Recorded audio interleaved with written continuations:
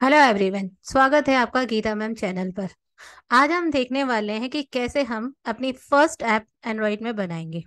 जब आप अपनी फर्स्ट ऐप बनाने जा रहे हैं तो प्लीज़ आप अपना इंटरनेट कनेक्शन ऑन रखना, क्योंकि यहाँ पर भी आपको इंटरनेट और उसके अच्छे खासे डेटा की ज़रूरत पड़ने वाली है। तो चलिए शुरू करते हैं। यहाँ पे हम लोग जैसे ही एंड्रॉइड टाइप कर रहे हैं, आप देखिए इस बार मैं विंडो पे बना रही हूँ ताकि किसी को कोई कंफ्यूजन ना हो। लास्ट टाइम काफ़ी क्वेश्चन आए थे कि मैक पर आप इंस्टॉल कर रहे हैं तो विंडो पे कुछ अलग होगा क्या, तो इसलिए सोचा कि चलिए विंडो पे बनाते हैं। तो आप यहाँ देख सकते हैं, जैसे ही वो डायलॉग अप गया तो ऑटोमेटिकली ये नया विंडो हमारे सामने ओपन हो गई, जहाँ अब हम न्यू प्रोजेक्ट क्रिएट करने वाले हैं। हम न्यू प्रोजेक्ट बटन पे क्लिक करेंगे और यहाँ पर आएंगे ढेर सारे टेम्पलेट्स। तो ये कुछ प्री डिफाइंड टेम्पलेट्स है जो किसी पर्टिकुलर, अगर आपके दिमाग में एंड्रॉयड ऐप है, लाइक जैसे अगर आपको गूगल पे का बनाना है या फिर कोई मैप वगैरह का लगाना है या फिर आपको ड्रॉवलर नेविगेशन बार चाहिए, तो इस तरीके से अगर आपको कोई प्री डिफाइंड टेम्पलेट की रिक्वायरमेंट है तो अ, आप यहाँ पे इजीली कोई भी टेम्पलेट सेलेक्ट कर सकते हैं।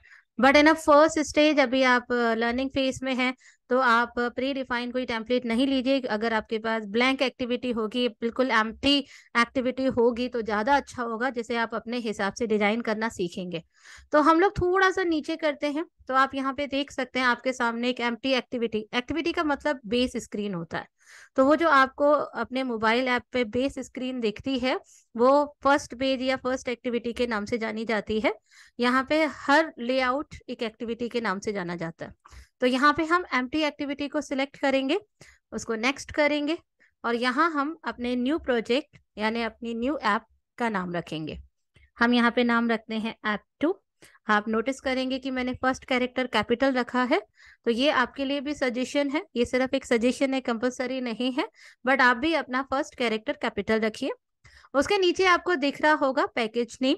पैकेज नेम एक तरह से एक ऐसा फोल्डर होगा जिसके अंदर इस ऐप से रिलेटेड सारे रिसोर्सेस अवेलेबल होंगे। इसके बारे में आगे हम आपको डिस्प्ले भी करेंगे। एंड यहाँ पे आप थोड़ा सा नीचे जाएंगे तो ये है लोकेशन, जहां पर आपका प्रोजेक्ट स्टोर होने वाला है। आप इस लोकेशन को अपने हिसाब से चेंज भी कर सकते हैं। और यहाँ इस जगह पर आएगा लैंग्वेज। जब आप एंड्रॉयड ऐप बनाते हैं तो उसके अंदर कोडिंग करने के लिए आपको एक पर्टिकुलर लैंग्वेज सेलेक्ट करनी होगी। एंड्रॉयड वैसे ऑपरेटिंग सिस्टम है जो लेआउट जो एक्सएमएल में होगा, और कोडिंग यानी प्रोग्रामिंग लैंग्वेज जो जावा या कॉटलिन में होगी, उसे मिलकर एक ऐप के रूप में एप्लीकेशन बनाता है। तो यहाँ पे आपको कौन सी लैंग्वेज चाहिए वो आपको सिलेक्ट करना होगा। जावा थोड़ी पुरानी लैंग्वेज है मगर मोस्ट पॉपुलर लैंग्वेज है। कॉटलिन न्यू लैंग्वेज है। ये दोनों language same S D E, मतलब सॉरी सेम एस डी के, स्टैंडर्ड डेवलपमेंट किट शेयर करती हैं, जिसकी वजह से जावा के पुराने एप्स या पुराने प्रोजेक्ट्स हैं वो इजीली कॉटलिन में ट्रांसफर किए जा सकते हैं, माइग्रेट किए जा सकते हैं। तो इन्वायरमेंट सेम है लेकिन लैंग्वेज सिंटेक्स अलग है। कॉटलिन थोड़ी कंपैरिजन ऑफ जावा इजी है, मतलब पाइथन जैसी है, इजी टू लर्न है, इजी टू अंडरस्टैंड है, और स्पेशली एंड्रॉइड डिवाइस के लिए बनाई गई है, मतलब मोबाइल डिवाइस के लिए बनाई गई है। लेकिन जावा जो है उसकी सहायता से आप सॉफ्टवेयर, वेबसाइट, अदर एप्लीकेशन भी बना सकते हैं। चलिए आगे बढ़ते हैं। तो पहले हम जावा सेलेक्ट करते हैं। हम इस सीरीज में दोनों लैंग्वेजेस पे बात करेंगे, दोनों सीखेंगे, लेकिन फर्स्ट हम जावा से शुरू करते हैं। नीचे आते हैं तो आपको यहाँ दिख रहा है एपीआई। ये मिनिमम एसडीके है। मिनिमम एसडीके आप जो ऐप बना रहे हैं वो हायर रेंज वाले मोबाइल पे तो चल जाएगा, लेकिन मिनिमम ये कौन से मोबाइल को सपोर्ट करे, मतलब कम से कम किस प्रकार का मोबाइल मेरा होना चाहिए इस ऐप को चलाने के लिए, तो वो हम यहाँ से सिलेक्ट करते हैं। तो एपीआई 21 यानी हमारा जो ऐप अभी बनने वाला है उसमें मिनिमम लॉलीपॉप होना चाहिए, हायर कुछ भी हो सकता है। अगर आप चाहें तो थोड़ा और नीचे जा सकते हैं, लाइक आप यहाँ पे एन राइट एपीआई 19 चूज कर सकते हैं जो 4.4 किटकैट वर्जन है। उससे नीचे 18 एपीआई है तो वो जेलीबेन है। खैर इतना नीचे नहीं जाएंगे क्योंकि मोबाइल कंटिन्यू अपडेट होते जा रहे हैं और पुराने मोबाइल धीरे धीरे मार्केट से गायब होते जा रहे हैं। तो हम मिनिमम किटकैट वाला वर्जन ले लेते हैं। जैसे ही आपने ये चुना तो देखिए उसने क्लियर बोला कि 99%, यानी कि छोटे से छोटा मोबाइल आपने ले लिया ना, तो पूरे ओवरऑल वर्ल्ड का 99% डिवाइसेस में आपकी ऐप सपोर्ट कर जाएगी। अब आगे बढ़ते हैं और यहाँ पे हम इसको फिनिश करते हैं। जैसे ही आप फिनिश करेंगे तो उस समय ये प्रोसेस स्टार्ट हो जाएगी। एक्चुअली में ये कुछ एपीआई है, मतलब ये ग्रिडल बिल्ड कर रहा है। ग्रिडल बिल्ड करने का मतलब है कि आपके इस न्यू प्रोजेक्ट को क्रिएट करने के लिए एपीआई, विजेट्स, कुछ लाइब्रेरी फाइल्स, इन सब की जरूरत पड़ेगी, जिससे आपका एक फोल्डर स्ट्रक्चर बन सके। ये सब नेट से ही होगा, वहीं से डाउनलोड होगा, वहीं से इंस्टॉल होगा, तो इसलिए ये थोड़ा समय लेगा। जब आप एक बार किसी न्यू प्रोजेक्ट को चालू करेंगे तो आपको थोड़ा ज़्यादा समय लगेगा, 10 मिनट भी लग सकते हैं, depend on your internet speed, क्योंकि आप पहली बार एपीआई इंस्टॉल कर रहे हैं। लेकिन अगर आप सेम एपीआई पे दूसरा तीसरा प्रोजेक्ट बना रहे हैं तो कंपैरिजन ऑफ समय थोड़ा कम लगेगा, क्योंकि ज़्यादातर एपीआई इंस्टॉल्ड है। खैर, फिर भी समय तो लगेगा, तो इससे अच्छा है कि मैं थोड़ी देर वीडियो पॉज कर देती हूँ। जैसे ही सब सेट हो जाएगा हम दोबारा स्टार्ट करेंगे।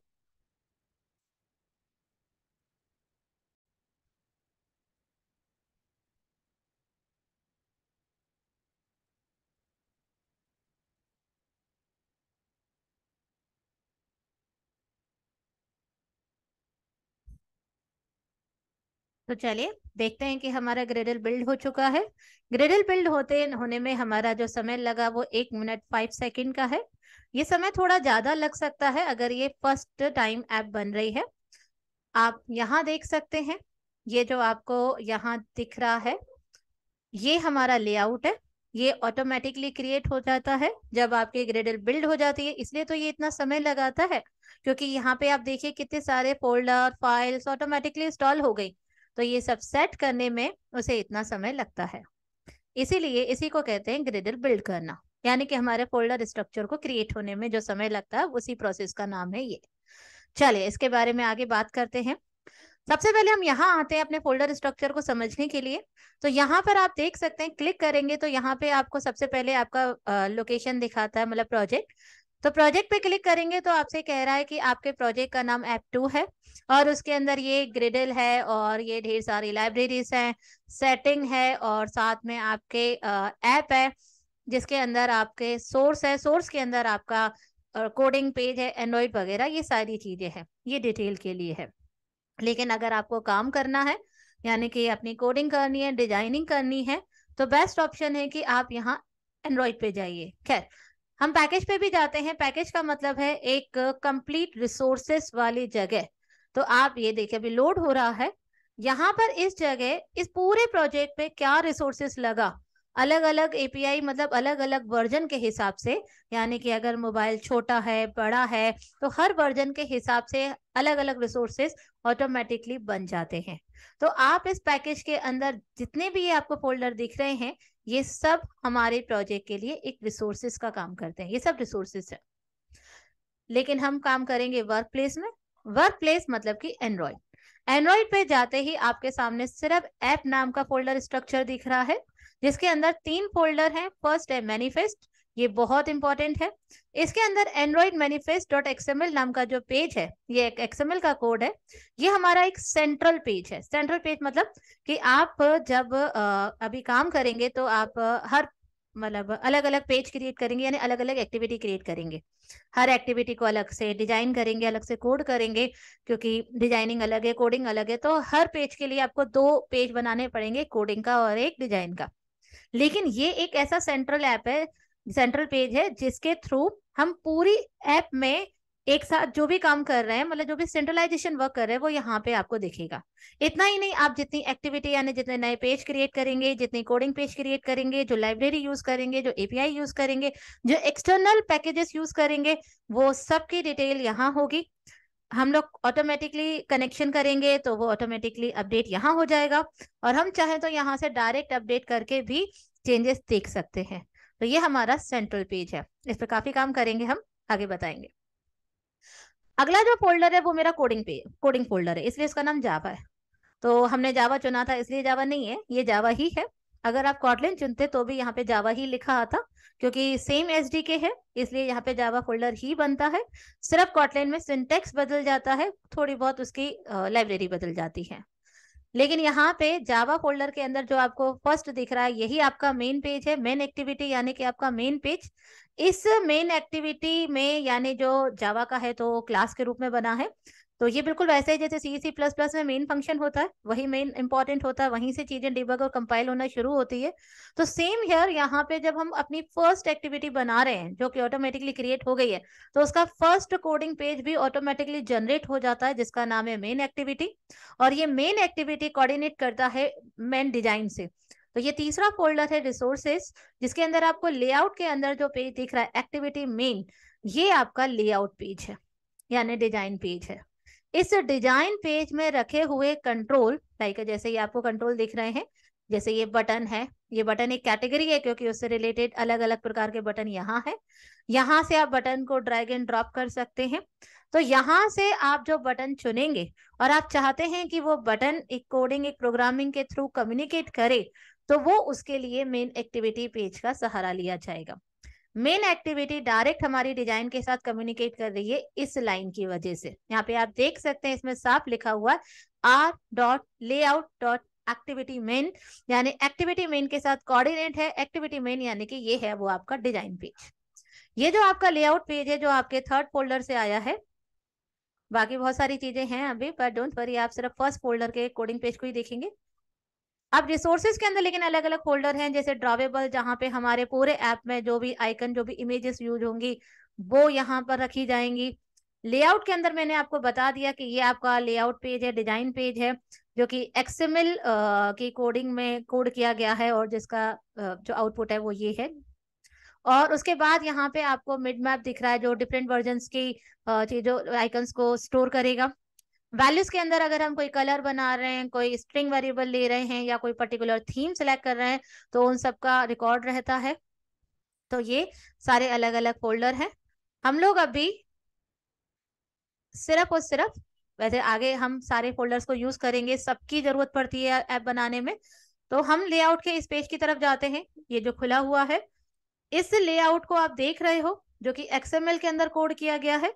XML की कोडिंग में यहाँ पे आप देख रहे हो, ये देख सकते हो कि आपको डिजाइन में एक टेक्स्ट व्यू दिख रहा है। मैं थोड़ा सा बड़ा करने की कोशिश करती हूँ, आपको ये हेलो वर्ड दिख रहा है। ये हेलो वर्ड एक्चुअली में बाय डिफॉल्ट ये जो टेक्स्ट व्यू बना है उसकी वजह से। अगर मैं ये उड़ा दूं, यानी कि अगर मैं ये डिलीट कर दूं,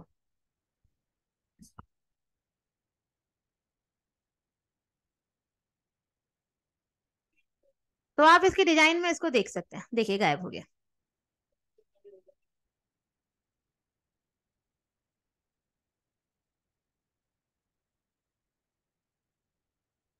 ये देखिए गायब हो गया।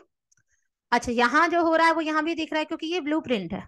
ये ब्लूप्रिंट जो होती है वो इसीलिए होती है कि आप अपने जो भी ऐप को कंट्रोल रखते हैं, डिजाइनिंग बहुत इंपॉर्टेंट है भाई, क्योंकि मोबाइल में आप जो कंट्रोल जो भी आप कंट्रोल रखेंगे, जो भी आप अपने चीजें रखेंगे, बटन है, टेक्स्ट बॉक्स है, इमेज है, कोई भी आइकन है, जो भी रखते हैं, वो अलग अलग रेजोल्यूशन में अलग अलग रिफ्लेक्ट करता है। यहाँ तक कि सेम मोबाइल में पोर्टेबल में अलग होता है, लैंडस्केप में अलग होता है।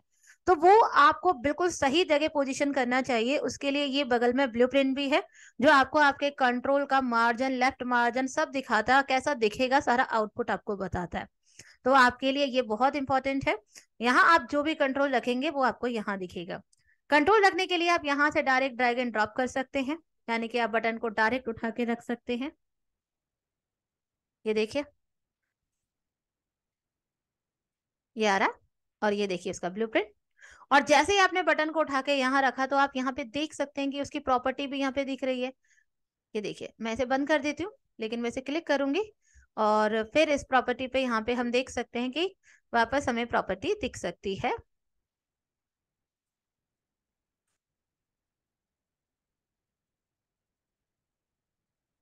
जस्ट मिनट, यहाँ पे क्लिक करके आप इस बटन की प्रॉपर्टी को देख सकते हैं। यहाँ से आप इसके लेआउट को अप डाउन यानी मार्जिन सेट कर सकते हैं।